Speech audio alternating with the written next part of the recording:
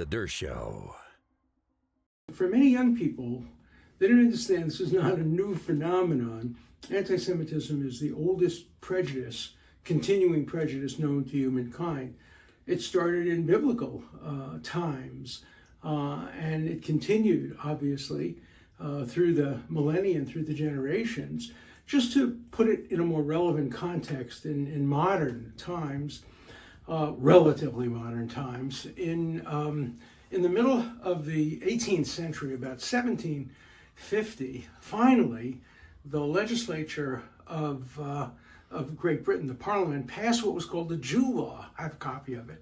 And it was for the first time, it permitted Jews to be citizens and even serve in the Parliament without converting to Christianity. Within a year, there was so much opposition to it that it was rescinded.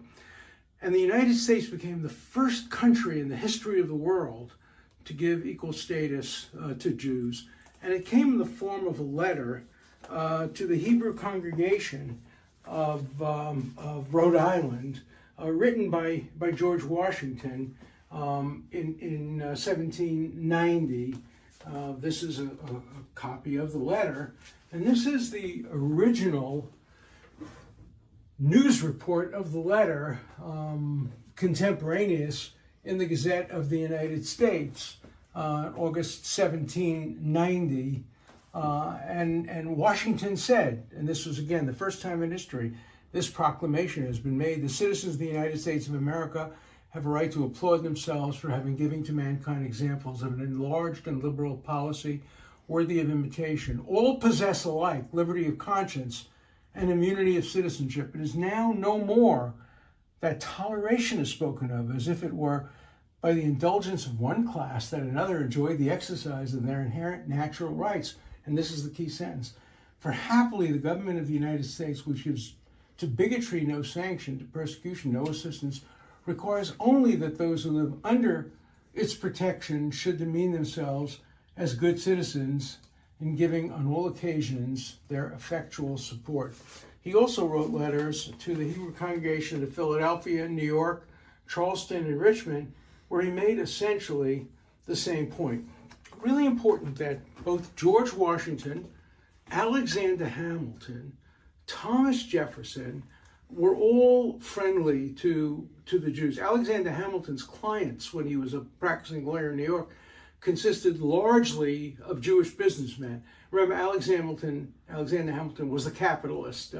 You might say that Jefferson was more the agrarian, not quite socialist. He owned slaves, obviously. But the business people, the mercantile people of New York, many of them were Jewish, and many of them were Hamilton's clients. And Abraham Lincoln was very supportive of Jews. When Grant issued a proclamation in the Civil War banning Jewish merchants from a certain area, Lincoln immediately rescinded it. And so on my wall, I have the original newspaper account. I also have lots of other stuff. This is the original Declaration of Independence of Israel, sitting next to the original Declaration of Independence of the United States. On the bottom here is an original copy of Emile Zola's famous, probably the most famous newspaper story in history. It changed history, called J'accuse. I Accuse, a letter to the President of the Republic by Emile Zola, who was then the most famous writer in France, supporting the innocence of a Jewish man named Dreyfus, who had been falsely accused of spying. Ultimately, he was vindicated. So here we have kind of the beginning of American history.